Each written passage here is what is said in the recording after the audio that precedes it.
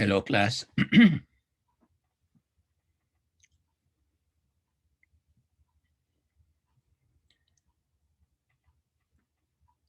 Now, as we continue with some of the contemporary health threats that we face, going to discuss some few examples of some of those health threats that we face in our country. Now, some of those threats include now obesity. There is an increase in the number of people who are classified as obese. And most of the issues that contribute to obesity, especially in developed countries, is the availability of poor nutritional food choices.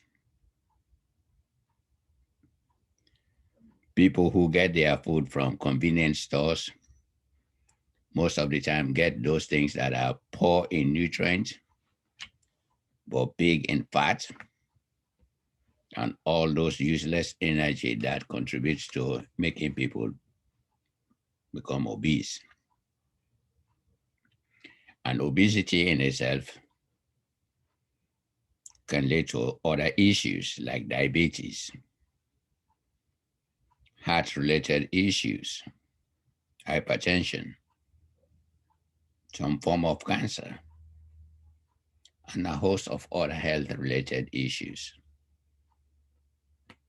So when we talk of contemporary health risk or threats, obesity is one. And when you think of obesity among minorities, there's a high prevalence or high number of people being obese. And the sad part of it is children living close to convenience stores, usually just because of the whatever is available in those convenience stores, can contribute to making those kids develop certain habits that can lead to obesity. Another contemporary health threat is poverty. When people are poor, they have little or no choice as to where to get their food. They only get their food where they can get it. And most of the time, those places are not the right place for them to be getting food because of what they carry. And poverty also leads to lack of resources in terms of being able to afford a healthy living environment, a good house, and at times also access to health care. So poverty is big. And when you expand poverty to the rest of the world, most of the time, people live in unsanitized places, poor drinking water, a lot of infectious diseases, and this can contribute. Even though some of these things have been, in some cases, been eradicated or so, or in the process, but still, there's still some problem when it comes to some of these situations. You have drought, and it's associated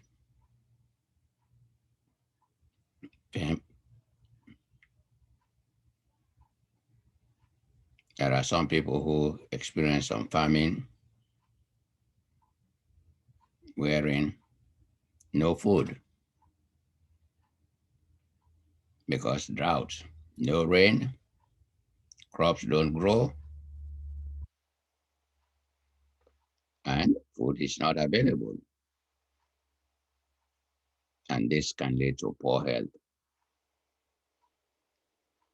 You have in the extremes flooding,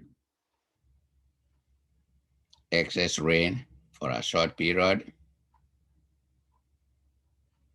overpower the crops, and in some cases, destroy the crops. So, hardly no harvest. And when there's no harvest, there's no food. And when there's no food, people don't eat right. Their immune system is destroyed and easily become infected. And in some cases, even kids going to school, if they are not well fed, it's very difficult for them to learn. So these are still issues that we still have to deal with. There's still the issue of HIV. A lot has been done with HIV, but still there are still some challenges, especially in this country. You know, the challenges is mainly among African American women. That population has still not gotten the HIV under real control. You still have some good number of African American women who are suffering from HIV. And most of the time, who are the people giving them those conditions? Most of the time is men. A single man and engage in sexual activities with multiple women. And that increases the transmission rate. And at times also you have situations wherein people use intravenous drugs, use needles, and those needles can be contaminated because the virus is transmitted through bodily fluid. So these are all issues that contribute. And in most cases, most of these women who at times subject themselves to some of these conditions, part of it is poverty. They want to survive. And at times they do whatever it takes for them to survive. And in doing so, they expose themselves to HIV and other diseases. You have malaria. In most cases, it's under control in developed countries, but still a problem in underdeveloped countries, especially in Africa. It's still a problem in Africa and Asia and some of those other countries. And people are trying to find a vaccination to prevent malaria. But so far, I don't know if there's any success. Yes, when somebody contracts malaria, there's quinine and other things that can help to heal the individual. But some of it is also, you have stagnant water in places, goes back to sanitation. And also homes with proper ventilation and create those areas that can keep those mosquitoes away. Some people use mosquito nets and some people burn certain stuff to keep them away. But still, a challenge. At times, global recession, as people say, when countries like America, England, and those developed countries, Germany, when they encounter recession,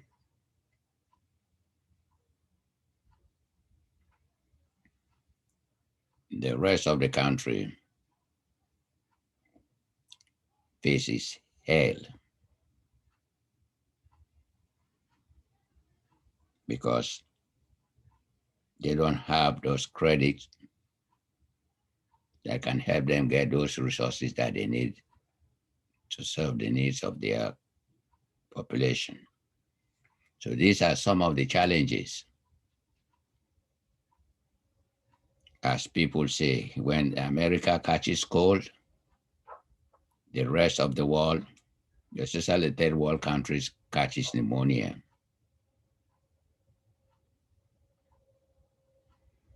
And at times also trying to reduce the cost of healthcare. And the only way some of these costs can be reduced is spend more time on prevention. Because when you spend more time on prevention, the need for secondary and tertiary prevention will not be that necessary. And also find a way in which the healthcare system can really be there to be able to serve all people. Create a a healthcare system that can serve all people. Unequal societies. You have some societies with a lot of resources, with better attitudes, people relating to each other in a much better way. And you have some societies hardly any resources. And also, they are always in a fighting mode, always fighting each other, wars. Just imagine the situation in the Middle East. It's always some form of conflict, one against the other or suits. And areas like those, it's very difficult to really maintain good health for all. You have mental illness, it's on the rise because of the challenges, because of the complexity of society today. Some people not knowing how to navigate their way to really succeed in this environment. That's a big challenge.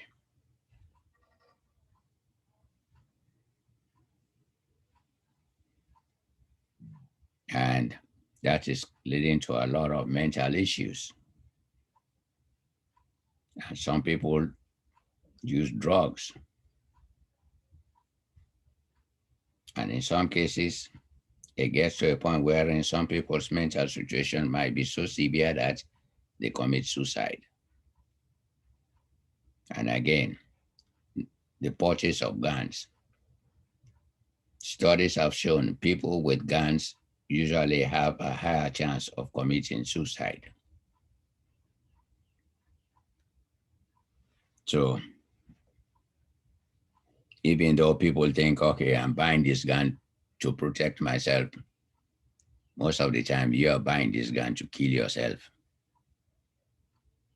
When it gets to a point when you have some emotional or mental issues that you think you cannot solve, it's beyond you. And the next thing you do is, oh, I have a gun. Let me use the gun on myself so that take care of all these worries.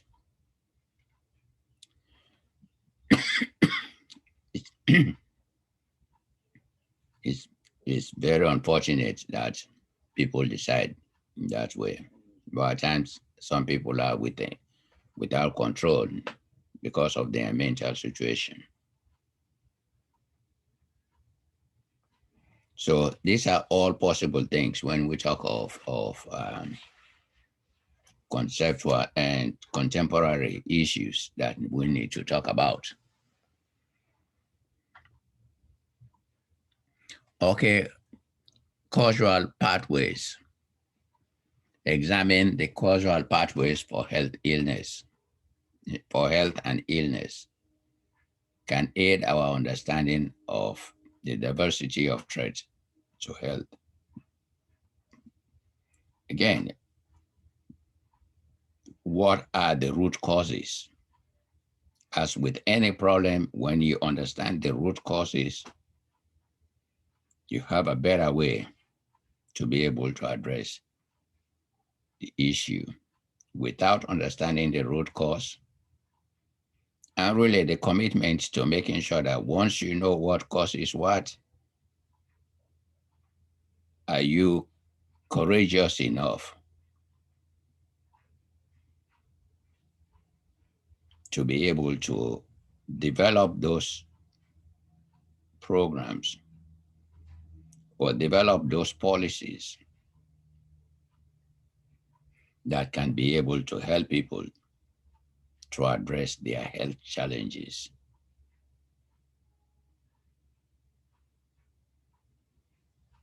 Okay, the Bhopal provide a useful model for analyzing the concept and complexity of causal pathway called a web of causation,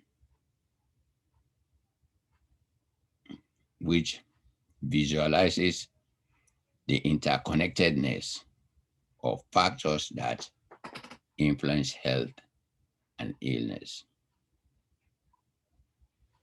You live in a poor environment. The next thing is, because of that poor environment, lack of available good food, you live in a food desert or live in a food deprived environment. You eat whatever is available. And when you eat that stuff that is available, which is fatty food, too much fat, too much salt, too much saturated fat, all of those things go into your system. Then you develop things like diabetes, type 2 diabetes. Then from there, from the type 2 diabetes, hypertension kicks in and other related health issues. So just from one thing leads to a network, the interconnectedness, one thing leading to another. You cannot do it. If you take away one, most of the time the rest will cease to exist. Because if you improve that environment and you provide a good grocery store for people that carry good food, probability for people to become obese is less likely. And the probability for people to develop type 2 diabetes because due to obesity is less likely. Probability for people to develop hypertension and other is less likely. So most of the time it's a kind of a chain effect.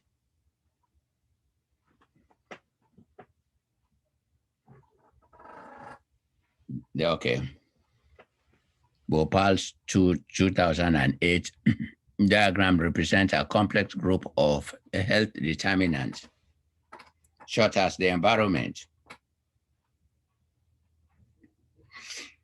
behaviors, and the workplace. The environment. What are some of those situations, conditions within the environment that triggers the behavior that contributes to poor health? And what are some of the conditions in the workplace that leads people to poor health? Is there safety? Is the safety of the workers taken into consideration? Are they paid well enough so that they can improve their living conditions?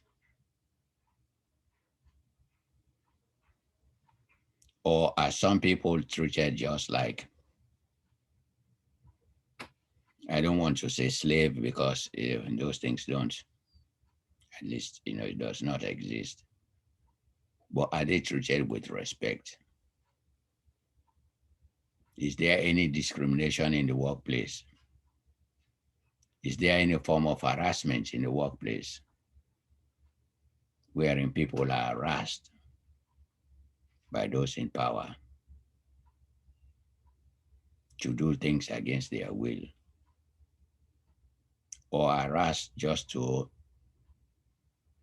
make them feel bad? Because some of these things can contribute to poor health, wherein people will be absent, and in some cases, just walk away. So all of these are things that when we're talking about really trying to create a healthy environment, these are things that we have to, there has to be policies that make sure all of these issues that deprive people their peace, their safety, should be addressed. It also shows that the interrelatedness of these factors in terms of how they contribute to the occurrence and spread of disease. Again, when this disease started, there were people in the workplace who worked close to each other for hours without protective gear. And you have a lot of people developing COVID-19.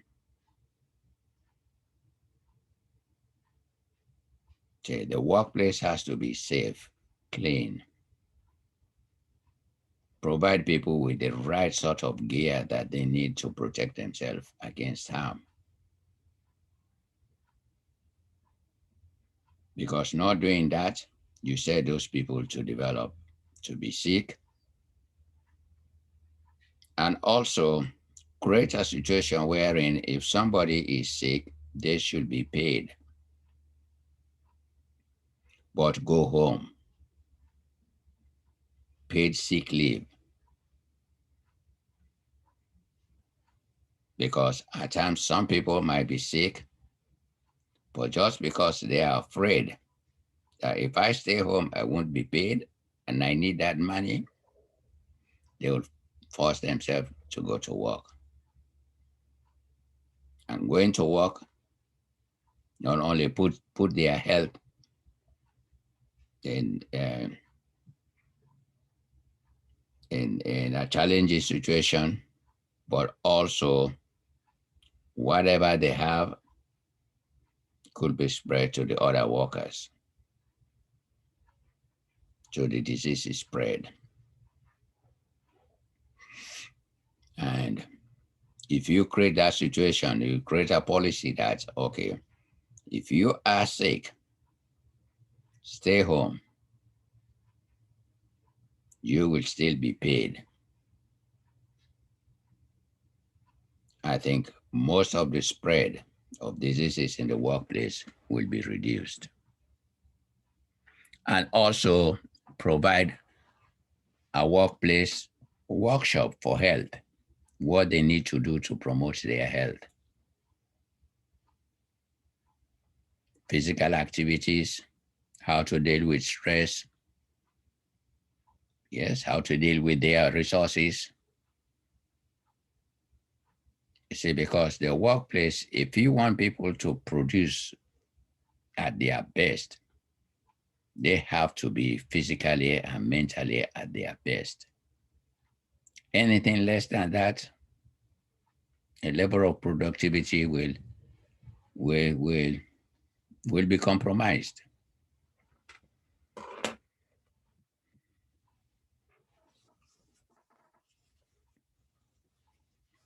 Now, contemporary discourse. The dominant contemporary discourse for health is one of threat and disease. Jaden argues that social factors upon health risk leaves both government and individual debating the outcomes of such risk because there are no definite answers.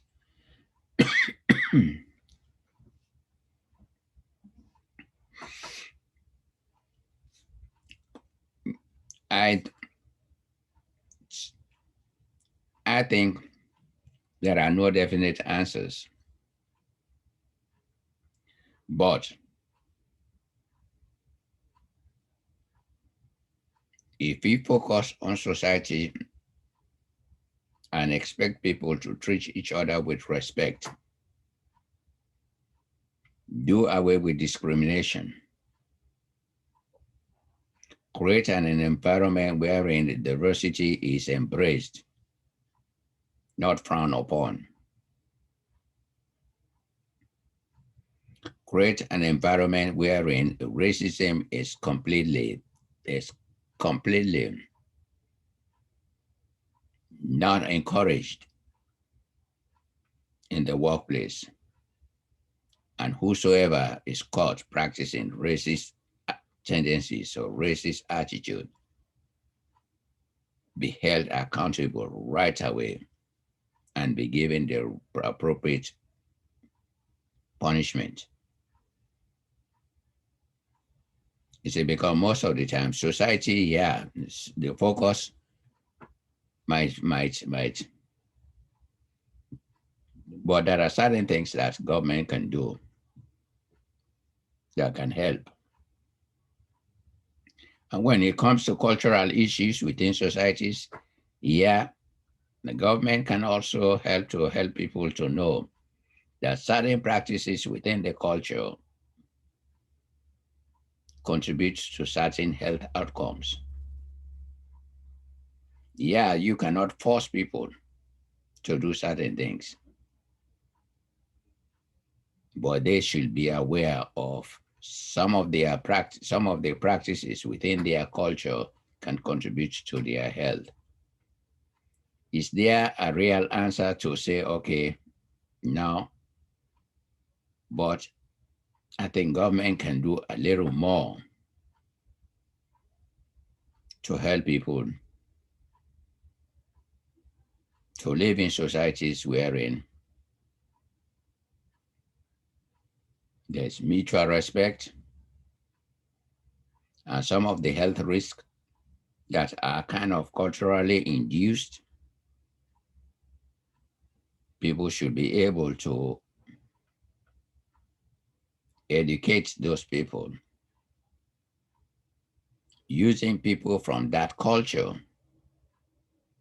to tell them about some of the risk factors that the culture poses.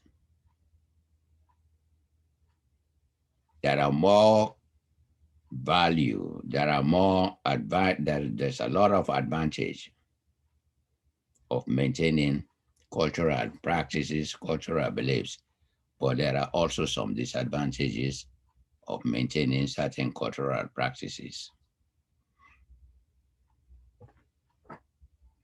Generating positive health is often a less important priority than preventing and reducing mortality and morbidity.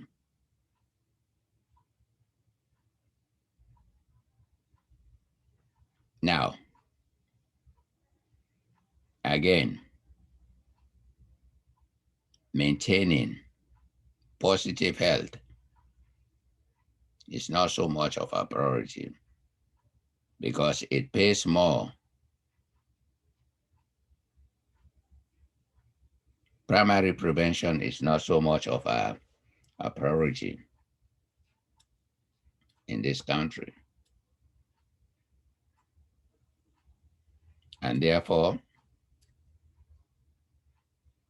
as long as health is looked as a profit, there has to be a profit. And not only a little profit, but a real profit.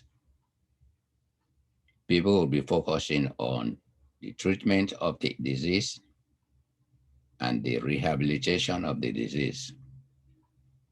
And in the meantime, reducing mortality and morbidity will not be a priority, especially for the poor and the disadvantaged. Most health targets which underpin practice are framed around reducing illness. There are some examples of targets that consider the wider determinants of health. The Millennium Development Goals.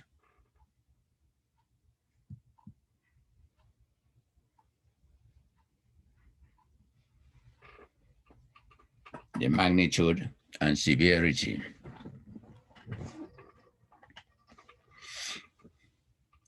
Other factors that can influence what issues are seen as threats to the health are the number of people affected and the seriousness of the threat. So the more people that are affected, most of the time that raises the flag. People get more concerned. But it doesn't mean that, okay, that those people whose number of people affected by the condition or the disease should not also be, their situation should not also be taken seriously.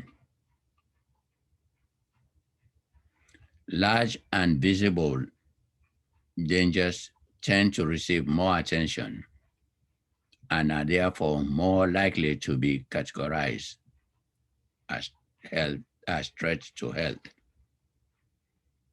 Well, it's a common, when you have a lot of people dealing with this issue, most of the time that raises the flag. And people can really relate to, people can see that this is a health threat that needs some address and some that needs to be addressed. Pandemics can be classified as stronger threats because of their scope being across continents and the world. Yeah. Epidemics depends because it's not global. Epidemic can be in a community, in a within, contained within a nation, contained within. But when it becomes pandemic, it's global. And yes, it's a real threat to the world. notion of mortality, which is death, and morbidity, which is illness or burden of disease, impact to bear on how threats are conceptualized. However, some issues that are perceived by society as stigmatized or shameful can go underreported, underinvestigated, underrecognized. For example, disabilities. A lot of people have certain forms of disabilities, but because there's that stigma for somebody to come out and say, oh, I am suffering from mental illness, or I'm suffering from this. So what do? They don't say it. They suffer in silence. So the disease is underreported, underinvestigated, unrecognized, and see that's why at times, regardless of the size or the condition, people have to speak up. If you don't speak up, your issue will never be addressed. Form a community. You think you have a problem or you are alone with their problem? You think so because you've not said, I have the problem. Because no sooner you say, I have this problem, trust me, somebody will say, me too. Oh, I know somebody that has the problem. Oh, I know my uncle has the problem. Oh, my this. So before you know it, it's like a lot of people have the problem. And the size of the stigma is diminished because the more people having the problem, the less the stigma becomes an issue.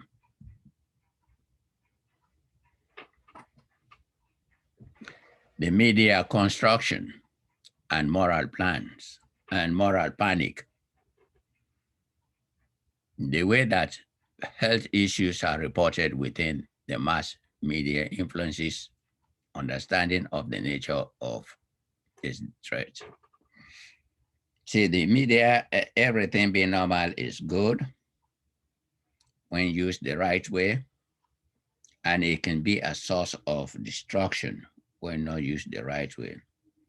When people that have their own ulterior motives, you see, if the media stick to their principles in reporting and also use the right type of people to be reporting health related issues, people with expertise, do away with opinions because everybody has their own opinion on issues.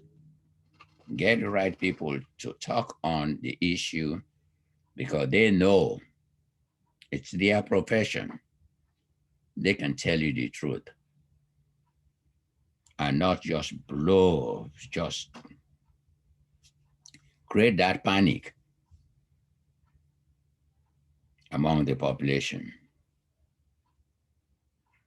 Because again, create that distrust about the message, about the threat of the disease.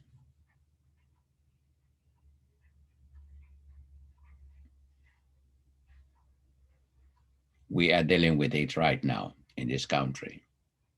You have certain media outlets just give false information about the COVID virus. And their viewers enjoy listening to some of these conspiracy issues. Even with the vaccination right now, there are certain media outlets that are not promoting the value of vaccination. Instead, making people afraid to take the vaccination. That is bad. That is the wrong way of using the media. The media should be able to just tell people the fact, keep their own opinion, what they like, what they don't like, just say what they know about it. Let the audience make their own decision.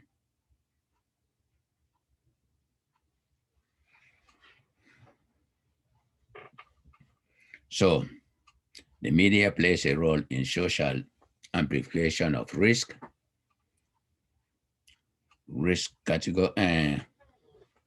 categorized as minor by scientific experts, actually elicit strong public concerns and even reaction, resulting in large-scale impact. It's creating a lot of mess.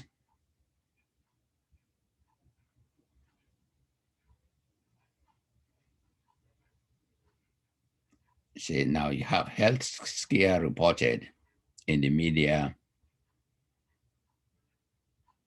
arguably gives rise to a heightened sense of public panic, creating more physical and mental vulnerability.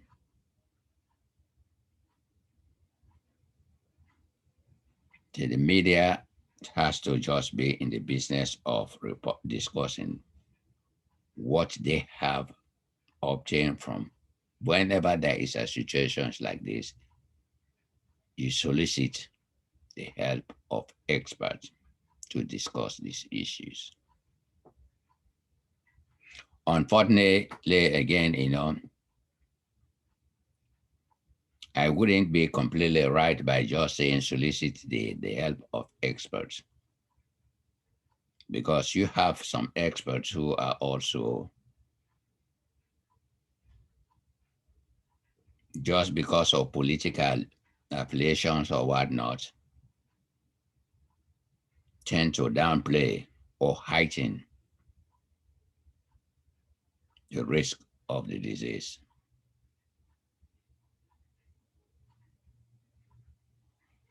So at times, even within the so-called experts, some have really have kicked away their ethics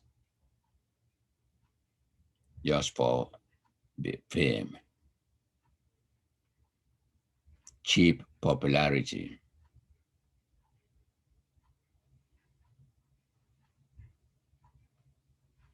People often higher level of fear than is necessary.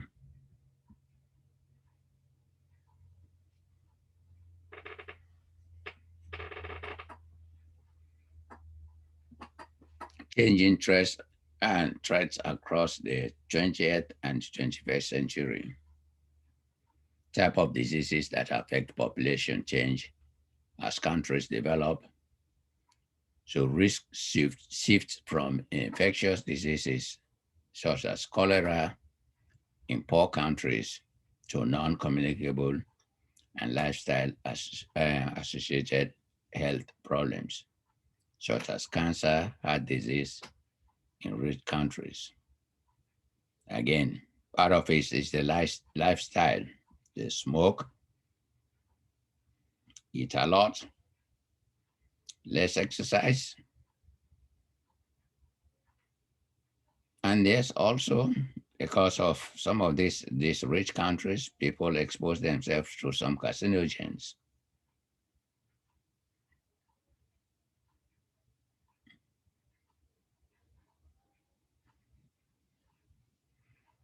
Now, we label this as an epidemiological transition. The World Health Organization labeled this as a risk transition caused by improvement in medical care, the aging of the population, and successful public health interventions such as vaccinations and sanitation. The impact of risk to health varies at different levels of socioeconomic development.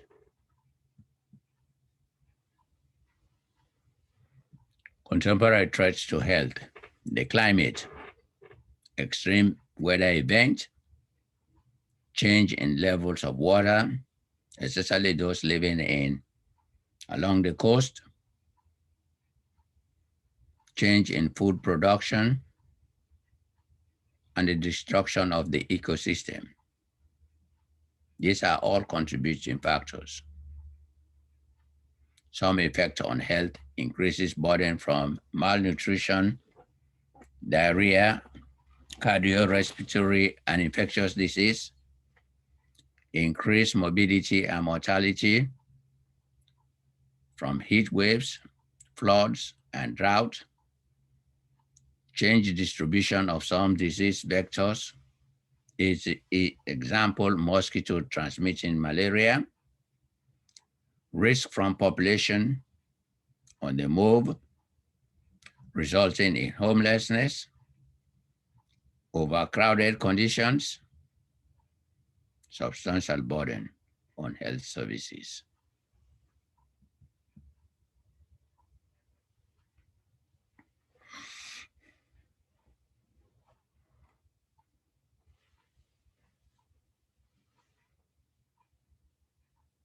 Contemporary threats to health, degraded environment. As population continues to grow, we continue to want more resources. We continue to want to have more furniture, big houses. And what do? We go to the environment, to the forest, cut down trees, the natural environment. And by destroying the ecosystem in the forest, it makes it difficult for the gaseous exchange between carbon dioxide and oxygen, wherein the trees help to purify the carbon dioxide. They use the carbon dioxide for food, and in out the byproduct is oxygen. We use the oxygen. And at times there are certain microbes or diseases in the forest and in the environment. When people go there, they bring those diseases to the community. So the destruction of the environment has adverse effects on human health. In destroying our environment, we threaten our basic needs, such as food, shelter, clean air, and water. Degraded environments are associated with health problems and high level of mortality. WHO evidence suggests that each year, 800,000 people die from causes related to air pollution. We continue to burn this fossil fuel. We continue to do all sorts of stuff with all chemicals that pollute the air that we breathe, that contribute to certain diseases, lungs and all those, You still have people dealing with the blank lung disease, those people, the coal miners.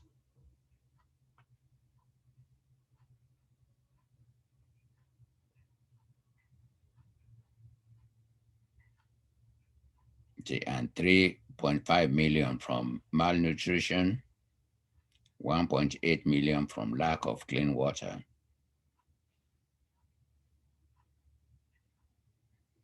All of these physical health problems certainly may impact upon mental health too.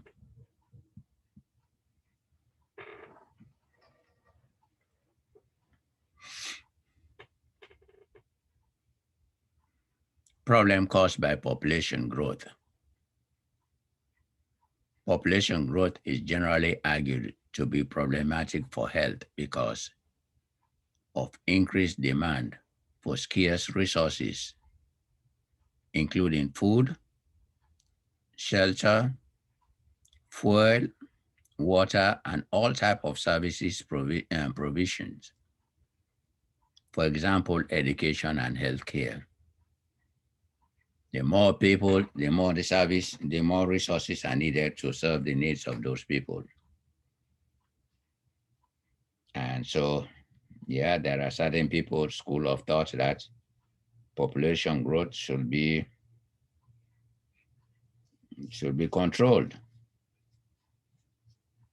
But again, those are value issues. Some people are saying no, it shouldn't. And these factors will not only impact physical health, but will also threaten social mental health as a consequence of overcrowding living conditions.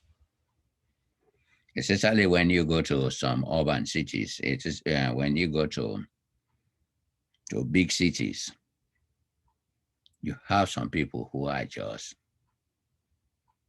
homeless, cost of living. Some people cannot afford it. Loss of job due to loss of job, due to disease, due to whatever. And they end up being homeless, which compounds all their health problems and more.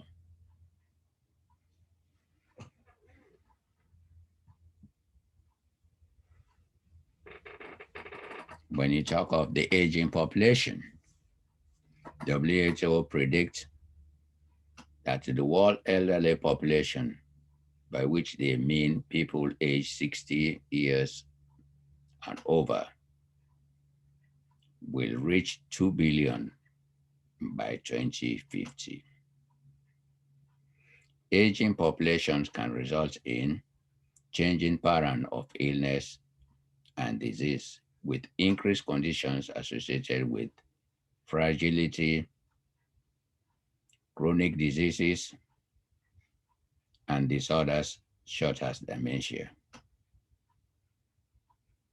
An increase in poverty and therefore associated ill health for older age group in society.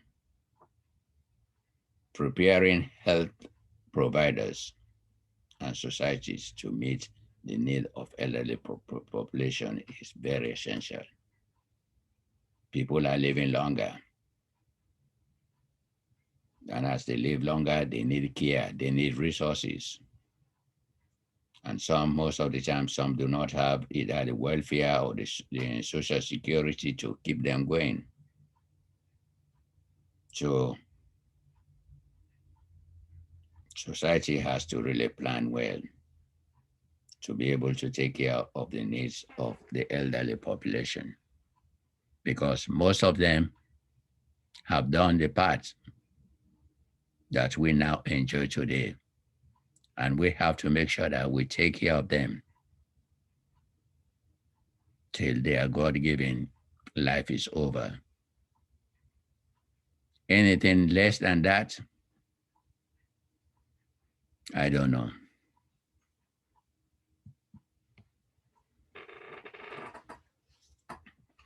Contemporary threats to health, safety, security, and fear. Conflict and wars, death and injuries on the battlefield, displacement of populations, breakdown of health and social services, heightened risk of disease transmission, physiological impact of living with conflict. Places wherein there's always continuous wars. And okay, if that does not occur, even now in this country, we have so many military people that have gone to war for this country. And some are back with so many health issues, mental, physical, and just you name it. Are we really providing enough for those people for the sacrifices that they have done, given of themselves? These are things also for people, lawmakers. If you are not willing to make sure that when your military people you send to war, if you are not willing to take care of them 100% when they come back, don't send them.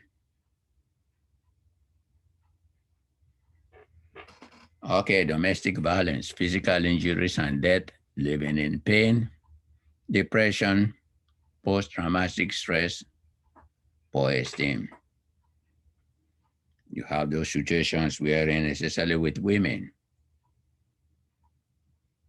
some are physically abused, mentally abused, they live in pain, and have a low, poor self-esteem. So we have to address domestic violence in all groups. You have crime, death, and injuries, emotional impact, long-term stress, especially crime used with guns. People are killed, people are injured, and live with long-time pain. What can we do? Because most of these things, to a greater extent, there's a lot of it going on in poor environment, in poor communities.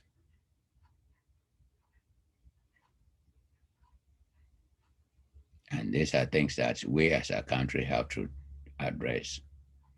Terrorism, direct death and injury, rape as an instrument of war, direct effect on psychological impact of trauma and fear. See, terrorism now is also, we're having that situation even at home. People who want to take the law into their hands.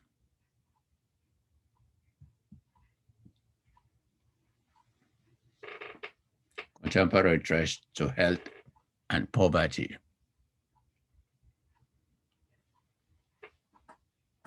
Poverty and inequality limit the achievement of full health. Let me say it one more time. Poverty and inequality limits the achievement of full health. If don't have those resources or access to good environment, good health, good food, clean water, and even now, the Wi-Fi, the broadband. Some people have the ability to work at home because they can sit at home, use their computer, and do whatever they need to do. But some people don't have the way with it. Even with this online education that we are trying to encourage, some students are having a hell of a problem with it because the places they live do not have this Wi-Fi and all those other things that can facilitate online learning online. Do not have a computer that can handle some of these things that are needed to be done. So indirectly, it impacts them emotionally, psychologically, because they think less of themselves. It's not that they're stupid, but most of the time they don't have the tools, the necessary tools to do the work that they want to do. So these are all things that we have to really address as a society. You might think, oh, health, this is not. No, it impacts health. Trust me, it does. When somebody's mental perception of themselves is not good, that is health. When somebody cannot perform to their best, it impacts the way they think about themselves, and that is health. As a result of poverty, individuals experience undernutrition, unsafe sex, and poor sanitation. This is according to WHO. Therefore, increasing their health risk significantly. Material deprivation plays a huge role in the causation of disease.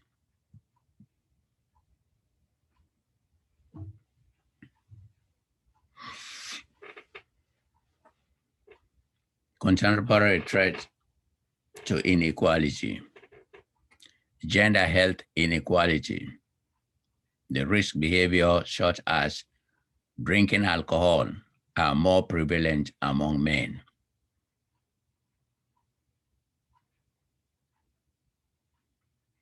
Social class inequality, poor people in high social classes have better health compared to lower social classes. Geographical inequalities, e.g., health in generally poorer health is generally poorer in the north of England compared to the south of England. Well, in most cases here, when you talk of, it's almost about the same, the north and south. The northern part of America, the north, the west, there's a lot of wealth as compared to the south. Ethnic inequality, example, suicide rate in young Asian women are more than double those of young white women in the UK. Now, here it's becoming also an issue, the number of minorities committing suicide because of all these societal challenges, this lack of contact with friends and lack of jobs and a host of other things that are just so challenging for the average human being. Age inequalities. Age in many risk factors of poor health, such as obesity, hypertension, disability, and poverty increases with age. Yeah, age. If you don't have all the means that you need to take care of your insurance, to stay in your home, to go to seek medical service, eat the right type of food, will increase as you age. Because when you age, your opportunity for you to be employed diminishes, so your resources goes down. And once your resources goes down, possibility of good health goes with it. Mental health issues are usually neglected in a world that tends to prioritize physical health. Achieving good mental health is fundamentally important in daily functioning, quality of life, and integral to the health of individuals and communities. The WHO suggests that approximately 450 million people worldwide are suffering from some form of mental disorder. That's far more, especially after this pandemic. 1 in 4 people will be mentally ill at some point in their life, representing 13% of the global burden on morbidity. A major issue for mental health sufferers is the serious stigma and discrimination associated with poor psychological and psychiatric status. Indeed, stigma is a major barrier for both mental health treatment and recovery.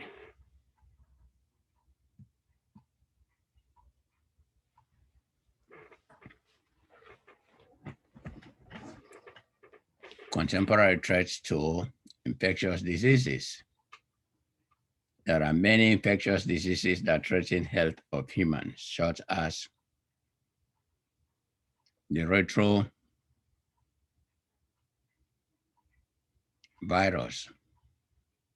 Ebola, HIV, and the more recently discovered SARS and H5N1, bird flu, you name them. These are all risk factors, and these are all infectious diseases.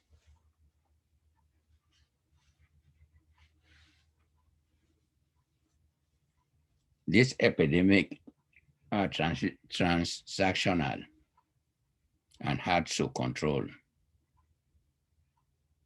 So instill fear in many people. They are hard to control and they can really get people afraid. But thank God there's a lot of research going on most of these. Some are almost under control and some, at least there's a cure to a certain point. Experience varies according to where you live. About 4 million people die annually from respiratory infections, mostly in low-income countries. And most of the time, the respiratory infections, most of the time, is a result of just poor sanitation.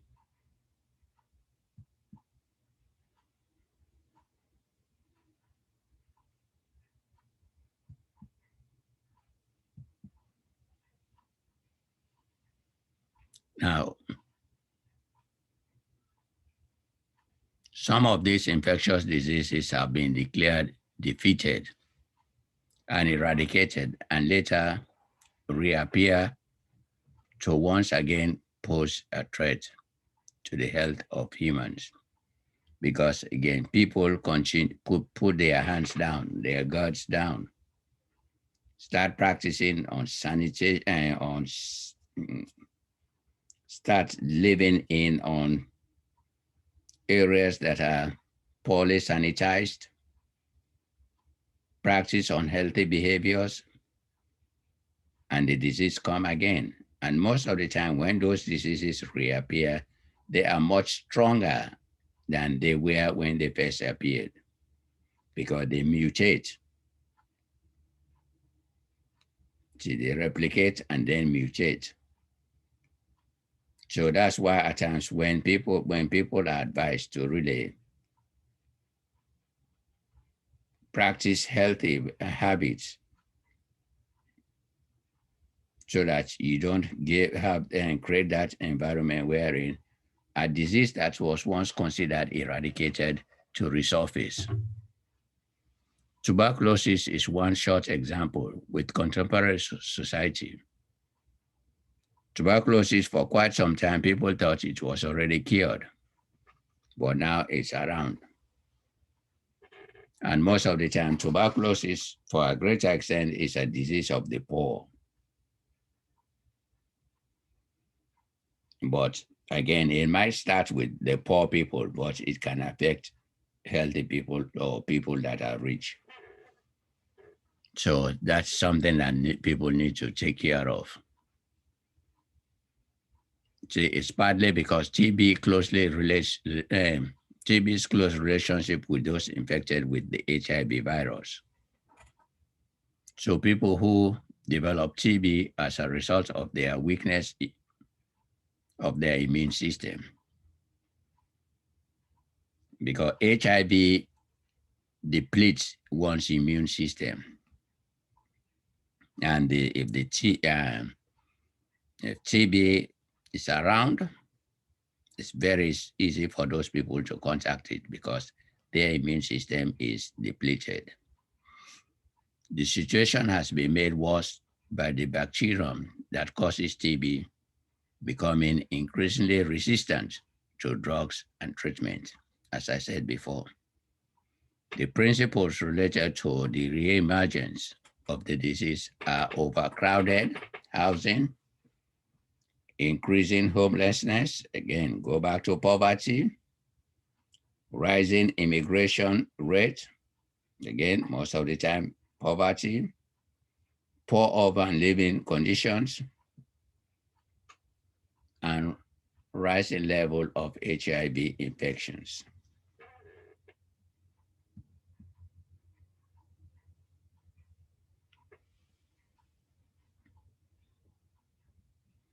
Contemporary threats to health due to lifestyles, type of food we choose to consume, level of inactivity, our sexual behavior, attitudes to alcohol, and recreational drugs, such as well as attitudes to risk, are all having a huge impact on our health. These are all lifestyle related: what we eat, how we exercise, what is our sexual behavior, attitude of alcohol, recreational drugs. These are all things that impact our health. Changing lifestyles are affecting health. The individual, the idea of lifestyle choices as a threat to our health has been associated with victim blaming. At times, some people blame people, oh, you fat, you this, but again, summary: identifying substantive health threat is constructed by definition of health, consideration of determinants of health, the magnitude and seriousness, and media and moral panic about health threats. Epidemiological transition has changed global patterns from infectious diseases at the start of the 20th century to now chronic diseases in the 21st century. And this pattern is predicted to continue.